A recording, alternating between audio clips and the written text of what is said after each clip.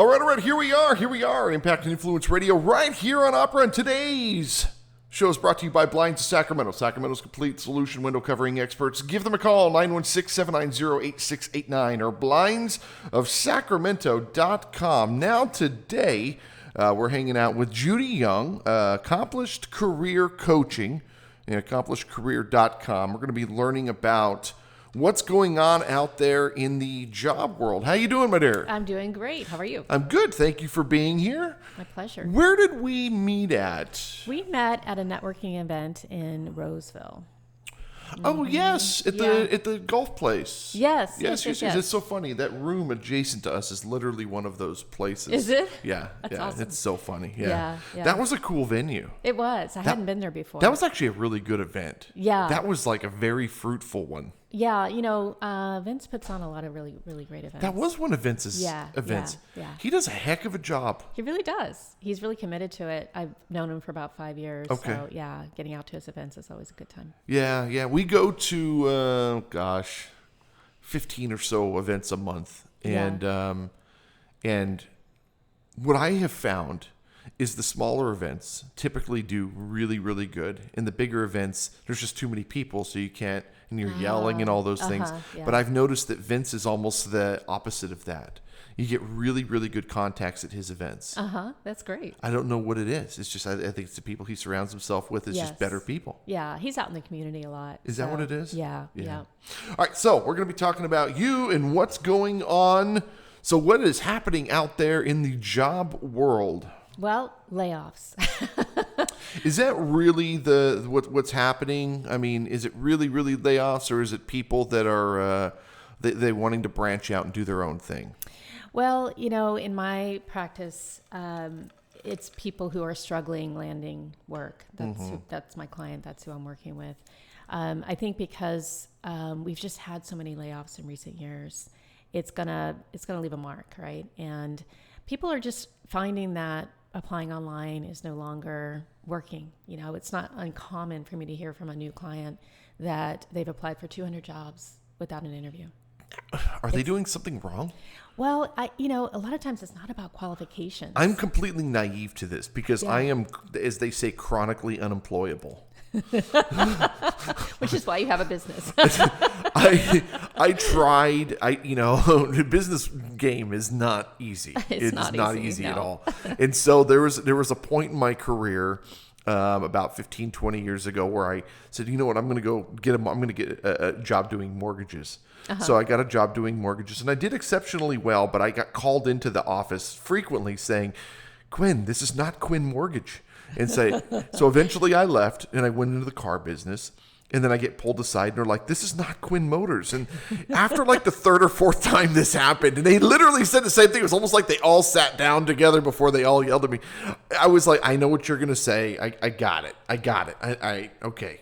And so I think that for me was like, okay, it's time for me to get back out there and do my own thing. Yeah, absolutely. And so I was in the work world for about a year and a half of my 30 years as an entrepreneur. And I'm just unemployable. Well, it's a good thing you're good at business. I better be. At this stage, I better be. Yeah. Well, it's funny, a certain part of job search brings in some business components, such as branding, right? In this kind of type job market, positioning is everything. We look at clarity. What role are you pursuing? And I say role, meaning specific role. It might have different titles, but we're not targeting 3 or 4 different roles in this type of job market, ideally. Because once you target, everything gets more clear. Your branding gets clearer, your messaging, and your efforts. Are people going into the interviews and just saying the wrong thing, or are they just not even getting interviews? They're, in large cases, they're not getting interviews. That's insane. Yeah. So, as I said before, I never thought I'd be in job search as a career coach. I started out talking with folks about what do you want to do when you grow up and helping people discover, hey, maybe business, maybe consulting work, maybe this type of job. It's funny that you say that because where I'm at today, my career started in music. So you would ask me before, do you go by Quinn? Yeah. So my name is Robert Jones, but I knew way early on that I was never going to be able to make it in the music business is Robert Jones. David Bowie's name is Robert Jones. Oh, how interesting. And so I was like, okay, I've got to come up with a name. And so John is from Jones. Robert, my first name, and Quinn's my mom's maiden name. Oh, okay. Right. And so it's a family name. And so Right. John Robert Quinn became a name. And I was around 17 years old. And my mom left when I was really young.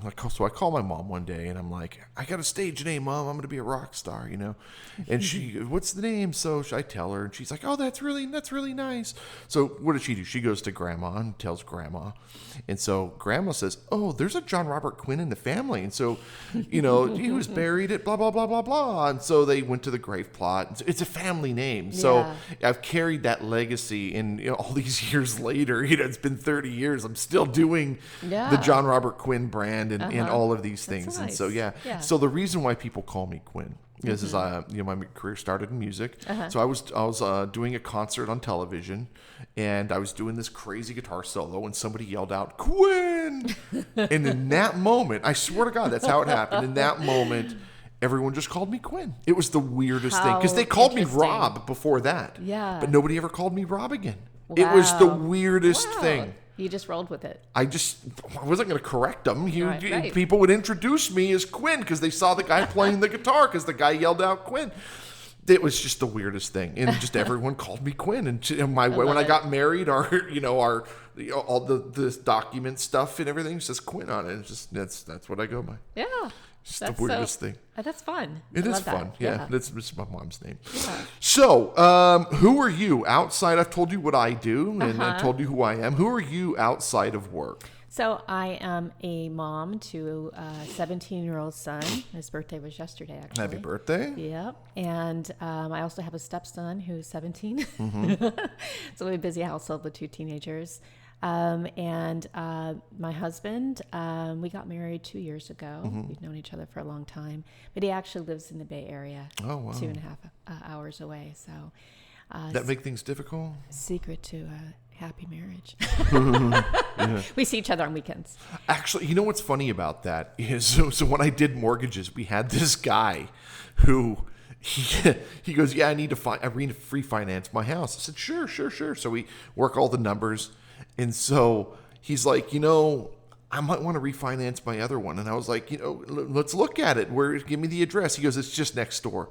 And I said, oh, explain this to me. You have 2 houses next door. He goes, yeah, my wife lives in one. I live in the other. That's hilarious. And so that's how they did it. Hey, you know what? There's something to be said for that. That's how they did it. I would love it if I lived closer, he lived closer, so we didn't have a 2.5 hour drive. But yeah, we see each other. We have quality time together when we see each other. And it's really lovely, and you get your time, and it's independence. You get your time. Some people need that independence. Yeah, I think he and I both feel that way. Yeah. What's he do? So he's a lawyer. Oh, nice. Yeah, so he's a sole practitioner. And he's busy. Puts together deals for clients. He's VC. busy. Yeah. Wow. Okay, so that's interesting. So you're doing the leadership. So obviously you've got. That's the commonality. You guys have very deep intellectual conversation. Oh yes, yep. That's it. Oh, that's amazing. Yeah. That is amazing. Why are you so passionate about this space? Is this just something that you've always been a part of? No. I used to work in academia in management. I worked at Stanford Law School and Stanford University for about 14 years. And after that amount of time, I kind of thought, what's next for me? And I started looking at what do I enjoy most about my work?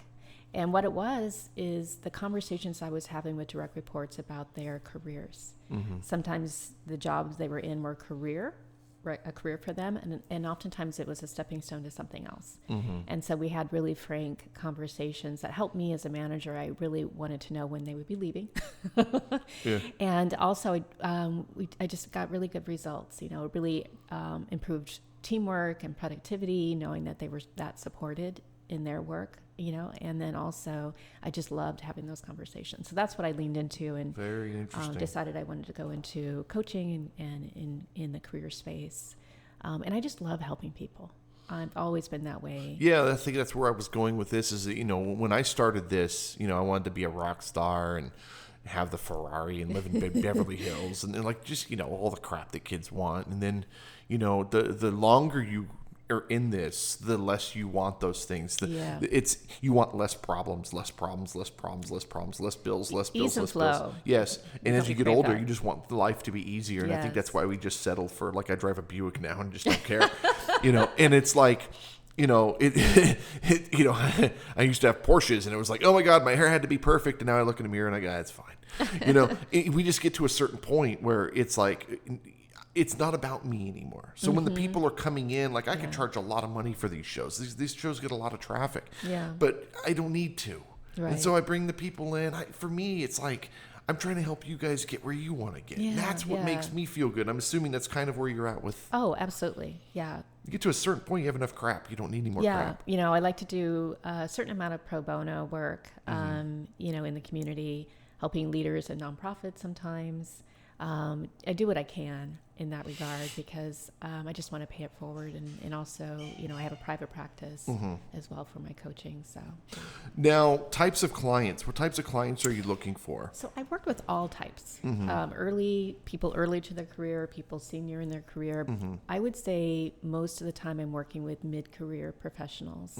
And again, these are people who right now feel stuck in their search. Their search is stalled. Maybe they've tried for months. Are you looking for people that are trying to find work that are not necessarily qualified to really be out there? Or are you looking for college graduates, people that have had careers? So mid-career would be someone who's like 10 years into their career. So it's usually, like I said, I work with all different people at different levels. But the mainstay, I'd say, of people who've been in their careers for 10 years. These are people that are getting laid off, right? And so, you're seeing that at Intel right there. Yeah, Intel in our local area. I work with a lot of people in our local area who worked at Intel. That's insane. Yeah. That's nuts. What are they doing with that space over there? There's still people no over idea. there, right? Yeah, I guess. Because that's a huge campus. It is, yeah. I'm not sure. I work with people also in Oregon, Portland area. Intel's there as well. And then up in Washington, Microsoft. Very interesting. Yeah. How do you go about helping these people? They come to you, you sit down with them, you give them a series of questions, and then you just try to find them placement, or are you trying to guide them? So I'm not a recruiter, and so I don't do placement directly, but what I do is try to set strategy and guide them. So I will have a conversation to diagnose where their search is stalling, what's happening. So we'll go through intake, question Q&A. And then once I can tell where it's stalling, then we dive into that area. Nice. And you can really work. Yes. My wife, she works for the state. She's really talented, really, really talented. Not just because she's my wife. I mean, she's working on a PhD. She's nice. really talented. Yeah. And so, she's in a position, trying not to overspeak, but she's in a position where she wants to grow. So she's got her degree in organizational leadership. Great. And so she wants to get into upper management. And every time she goes in, something happens and she's overpicked. And this last time was like, you missed it by 1 point. I just like, you know what? Bull. Yeah. No, there was, give me the real story. What's really going on here? Yeah. And so, I'll talk to her and where she falls short is, English is a second language. You would never know because she speaks perfect English, but what trips her up is she's seeing and wanting to say the word in Russian first, and then she has to translate it in her head and then get it out. So what ends up happening is the words all just come out jumbled. Yeah. And then it's and then they're looking at it like, what the hell are you talking about? And then Yeah, that's tough. That's really tough. But when she sits down, she's the one that everyone comes to. Yeah, it's going to happen for her. It's going to happen, 100%. Oh yeah. Yeah, without a doubt. Her sister is in upper management with the state of California and has done really, really well. So, her sister's been coaching her. Okay, you need to do this because it really is all politics there. Yeah. But it's also who you know and how you maneuver. Yeah. But you still have to get past those interviews. Yeah, and they have like point system for the interviews. Yeah, It's very specific. Yeah. Yeah. See, I would never do that. They would say, okay, Quinn, so I remember I was in a job interview for Solar City. This is 15 plus years ago.